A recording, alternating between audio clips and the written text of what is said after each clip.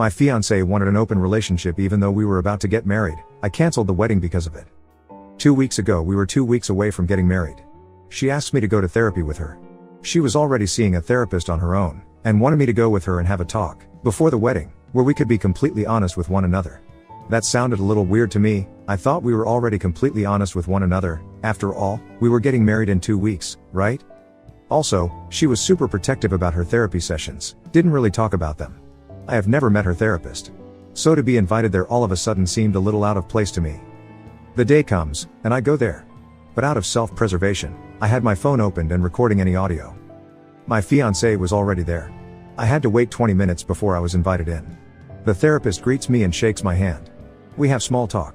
She tells me I am not at all the way my fiancé described me.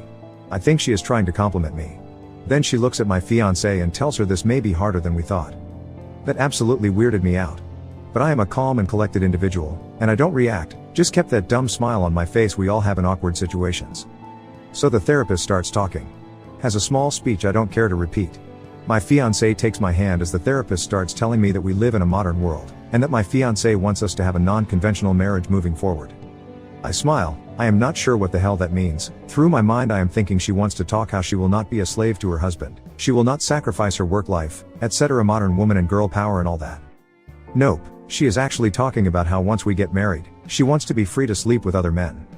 The other non-traditional type of marriage. I forgot it's 2018. But she loves me a lot, and would not be comfortable with me having the same benefits. Because she would be too heartbroken knowing that I find other women attractive and that one of them could steal me from her. So I let them finish talking. They were very fluent, and they got more confident talking, probably empowered by my lack of reaction, and because I wasn't saying anything. This was definitely something they have rehearsed. I then asked the therapist if she is licensed. This, by her reaction, was not what she expected to be the first thing coming out of my mouth. She said yes. So I told her to explain to my fiancé why we will not be getting married anymore, and why we will not continue being a couple starting immediately. I wished them good luck, and left the office. Now, I want to report the therapist. I am not sure if I have to report her to the clinic, or is there a board that supervises therapists? I don't think they're planning an attempt to corner me as professional conduct, and I want her to pay for the misconduct. That session did not sit well with me. To be clear, there would have been no positive outcome to this talk my fiancé and the therapist had with me. Even if she wanted a completely open marriage, where I could sleep with other women, the outcome from my part would have been the same. That is not a marriage, that is a sham. It also dawns on me, she might have cheated on me. Now that I have this clarity of mind, certain things don't match up. So I was a fool anyway. I listened to the recording, and I still can't believe what was said there. Anyway, I called off the wedding. I am a very easygoing guy, there are no fights with me because I am not seeking them. There are no conflicts, enemies, because my life is guided on principle and common sense. That might have given my ex the impression I will be easy to walk over, like a doormat, but she is an idiot for thinking that. Having listened to the recording a few times, I am confident the therapist recognized I am not how my fiancé must have described me in their sessions. Hence this may be harder than we thought. Now that the wedding is no longer happening, people are starting to ask questions I am not comfortable answering. How do I navigate this sea? I am sure my ex is doing damage control, but I have the recording, and if she goes too far off the path, I will not shy letting people know what she wanted us to talk about. But my parents and family also want answers, and I am not sure what BS to tell them. I don't want them to think I am an idiot for allowing my ex to get to this point where she was so confident that she straight out told me she wants to fuck other dudes. She is also blowing my phone, my best friend's phone, my brother's phone. We can work on this. I didn't understand what they were telling me in the therapy session. She will do anything to fix this. It was the therapist's idea. She was against it, etc. Last cry of a dying siren. All her cries fall on deaf ears, and I am the owner of said ears. We were also working to get a loan to buy a house, but I canceled everything. I basically erased any ties we had financially, or otherwise. Her current plea is that in therapy she exposed her insecurities about our sexual history. I had considerably more partners than her, and the therapist came up with the idea we should level the field. Regardless of the truth of this, that therapist gets reported once I figure out where to do it, and what to say. This post is mostly a rant, but I would also want to know how would you handle the questions of friends and family. My ex is certainly doing her own damage control, and I don't want to be a he said, she said. I do have the recording, and I'm wondering if I should send it to the interested parties. My ex doesn't know I have the recording. Small update. I am at work, and I just received confirmation the journal has been returned to my ex. I sent it early in the morning with the courier that our office uses, and she had to sign a confirmation order that she received it, as some have recommended. I came to the conclusion that reading it will not help, as she never took ownership of this whole situation. Thank you. Update 1. Jokes aside, it has been an interesting 2 weeks since my initial post. Monday last week I talked with a lawyer at work about the situation with the therapist. He looked at me like I was bullshitting him, and asked me if this was a prank. So I asked him if he wants to hear the recording. Damn right, was his answer. I talked again with him the next day, at the end of it. He noted a few things I didn't pay attention to. On the recording, the therapist was always saying we think, we want, we talked about, we decided. Not once did she say your ex here asked me to talk with you or your ex wants you to know, or anything like that. It was always we this, we that. He also asked me what my endgame is. Do I want to sue? He didn't think I personally have a case, to which I agreed. I never intended to sue anyway, but notify the appropriate institutions and let them deal with the therapist. A decision was made to write 2 letters. One addressed to the clinic the therapist works at, and one for APA. We checked, she was accredited. By Wednesday there were a few more people at work aware of the situation, including one of the 2 case researchers. She dug up information about the therapist, online reviews, as well as the contacts for 2 of her previous patients. The therapist didn't have the best reviews, there were people upset with her, and we managed to track the 2 we talked with through social media. They were more than happy to help once we explained the situation, and their stories were not any better than mine. The letters grew a consistent size, as we included the signed stories from the other 2 individuals, as well as my own description of how my ex changed once she started the therapy sessions, and a detailed description of how my meeting with the therapist went. Friday last week I met with the parents. Her parents came to my parents' house, and we had the talk. My ex was there too, and more info was disclosed. That made its way to the report on the therapist as well. This week, we sent the reports out. There was a reaction from the clinic. They called our office on Thursday morning, most probably to check if it is a prank or a real issue. We talked with their lawyer, or one of their lawyers, over the phone, and, when we confirmed it was legitimate, someone else was heard in the background, on their end, with a crap, they said they are taking this very seriously. A conclusion from one of the guys at work was that they probably received other complaints before, but this is the first time someone did it so well documented. Their letter also mentioned we are reporting this to APA, that might have turned the heat on as well, hence their quick reaction. I don't know what the result of this will be, and I consider my issue with it closed. However, having talked with the other 2 individuals that were treated by this therapist, I sincerely hope she is at least investigated, because she sounds insane and with an agenda. She ruined their relationships as well. One of the individuals was a woman, for the record. Then, my ex and her parents. Friday last week my parents called me and asked me to give them a visit after work. When I did, surprise. My ex and her parents were there too. My first reaction, seeing their cars in my parents' driveway, was to flee. This meeting was supposed to be on my terms, but she attempted to take the reins to it. That was not going to happen, let me tell you. My ex was waiting for me outside. She looked very good. If there was ever a girl you'd like your parents to meet, she was the image of it. She told me they are here to talk with me, and see if we can fix this. They as in her parents. She either never told them what happened, or she gave them a version of a story they were not buying. She had a journal with her. She told me she started writing in it before she began therapy, and continued writing in it until that Friday morning. That I should read it and it will clear out all this mess. I told her this is not a book club. I wanted to go inside and get the circus going, but she asked me if I can give her 10 minutes. She wants to talk with me for 10 minutes before I talk with her parents. And she kept handing me her journal, and started crying. And then my sister showed up, and then my ex's sister showed up. They were already there, and came out to check on us. So I took her journal, went inside, said hello, and lead my ex in the back of the garden, to an as isolated portion of my parents' garden as possible. They have a large garden with a lot of trees and benches. She quit her job. The stress was too much, and she had a breakdown. It escalated, never got better. She is no longer seeing the therapist. She started seeing the therapist for work-related matters, but somehow it turned into matters about our relationship, and it stayed focused on the relationship because it was the only thing the therapist seemed interested in. She never told her parents why she is my ex. She is seeing another therapist now. I just listened. She turned the discussion from her to us. Told me I would be in control. I will be managing the finances. I will receive access to all her devices. I will be able to track everywhere she goes. Any property we will own will be in my name. She will do anything I want to trust her again. Basically things she said in her messages over the last weeks. She enumerated more things than the ones I mentioned. I don't know how she thinks that would be a healthy life, for either of us. I asked her if she cheated. She told me she had the opportunity to cheat, but she had never. I believe her. But it also angered me. What does she mean she had the opportunity? If you are in a committed relationship, you don't put yourself in a position where you have this opportunity. You don't want this opportunity. It's like saying I had the opportunity to kill someone today. Why? What were you doing that there was such an opportunity? Why call it opportunity anyway? It makes it sound like something positive. That pretty much ended our 10 minutes, and told her we should go and talk with our parents. So we did. I asked our sisters to leave us alone, as it was not any of their concern what was to be discussed. My sister huffed and puffed, but a house made of stone survives hurricanes, and she was not one. Well, I talked, and explained what happened, how the therapy session went, and my resolve. I didn't mention I had a recording, because I never had to. My ex confirmed everything I said, which surprised me. Her father had teary eyes, and that broke my heart. Her mother asked her if this is how she thinks they raised her, and asked for an explanation. My ex basically told them the same story. Stress at work. Depression. Breaking down. Therapy. Therapist wanting to talk only about our relationship. That the therapist told her our relationship was the root of all her stress. That the therapist convinced her I want an open relationship. That she might lose me if she doesn't level her sexual experience with me. How my reaction woke her up from her slump.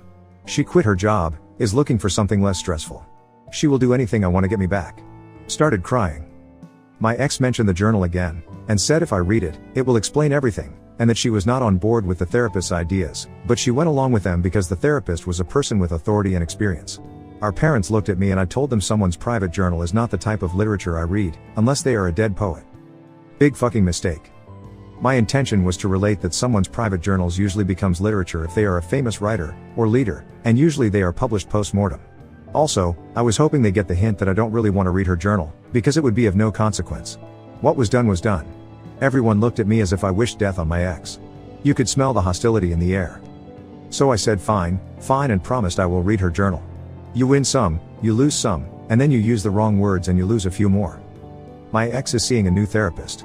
She showed her parents emails confirming her appointments. He's an older dude, with a white beard like Freud.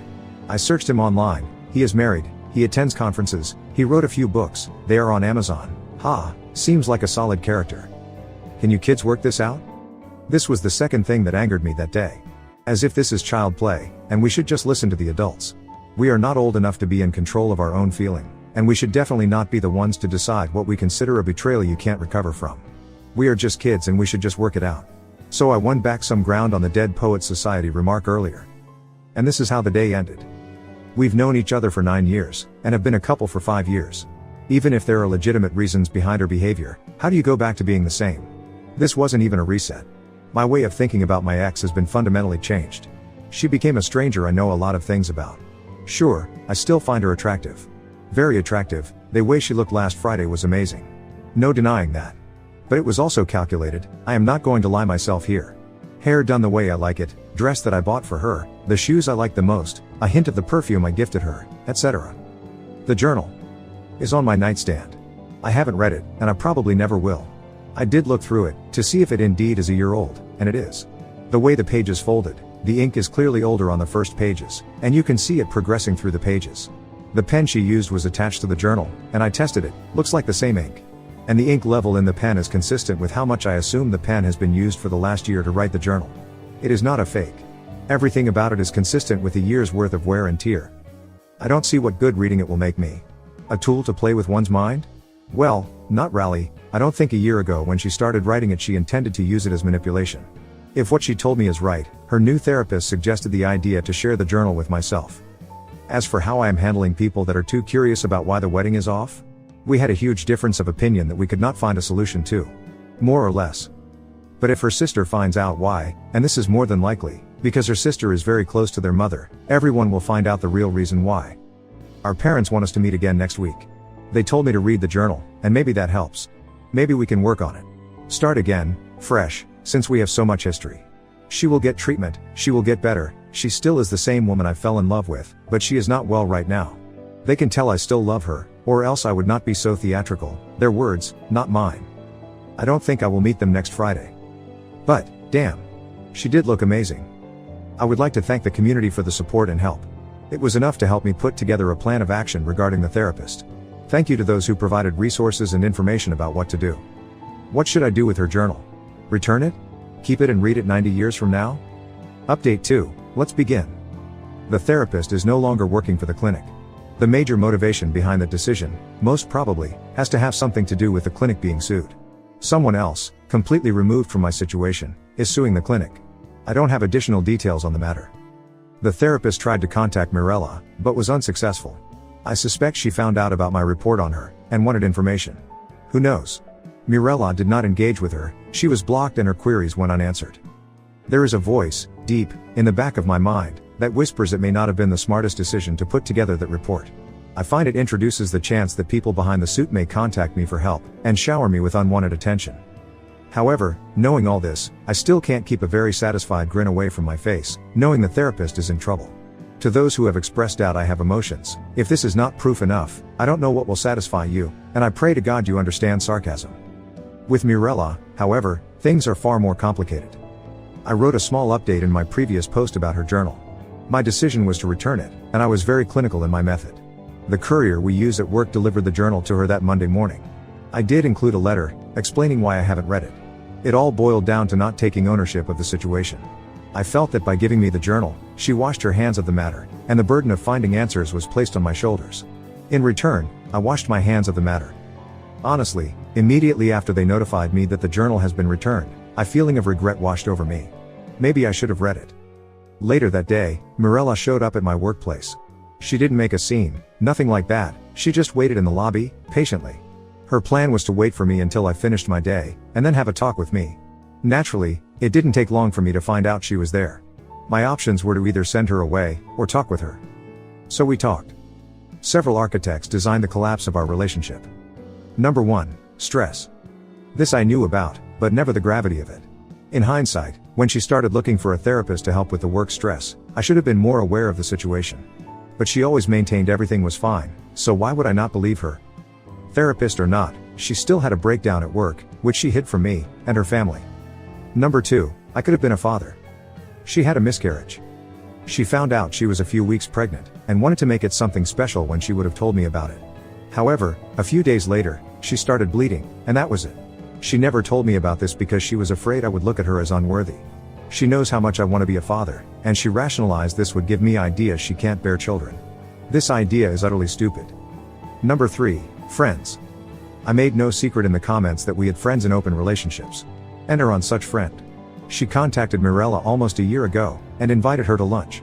She immediately started unloading the frustrations of her failed marriage onto Mirella. Her husband has something in common with me, we both had far more partners than our significant others. In my case it was 26 previous partners, in the case of this friend's husband the number was a whooping 70. Well, as soon as they got married, he demanded an open relationship from his wife, and she has been miserable ever since. Apparently the same thing was going to happen to Mirella if she was not careful about me. This friend told Mirella I am showing the same signs as her husband before they got married. Number 4, those we love are not who we think they are. Our fathers both work in academia, and knew each other for 30 to 35 years. They frequently attend work-related events and parties, and they usually go together with their wives. When I met Mirella, it was at such an event. I went with my father because I was interested in meeting a professor that could have helped me with my career, opened some doors. Mirella replaced her mother because they had a scheduling conflict, and her mother could not attend. Or so she was told. Turns out her parents were going through a very rough patch, created by her father's infidelity. Mirella only found out about this recently, when she talked with her mother about the concerns raised by the friend from number 3. This was an obvious shock. Her parents were nothing but the perfect couple, a model to follow. They patched things up, obviously, and they managed to keep the illusion of a perfect marriage throughout the process.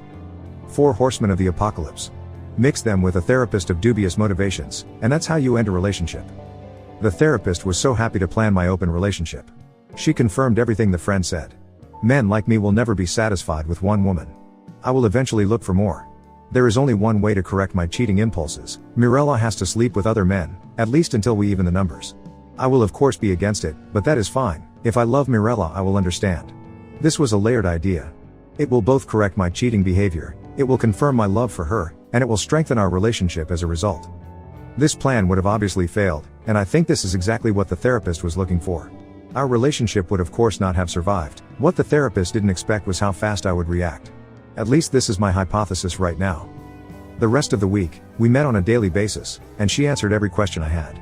One thing was clear, as prepared to end things as I was, she was the opposite. Ready for the fight of her life if it meant our relationship could be saved. At the end of the week, I had to leave to another city, for work-related matters, and I was gone for a month. Originally it was supposed to be a 2 weeks trip, but it had to be extended for another 2 weeks. More billable hours, haha. Before I left, I handed Mirella a copy of the therapy session recording.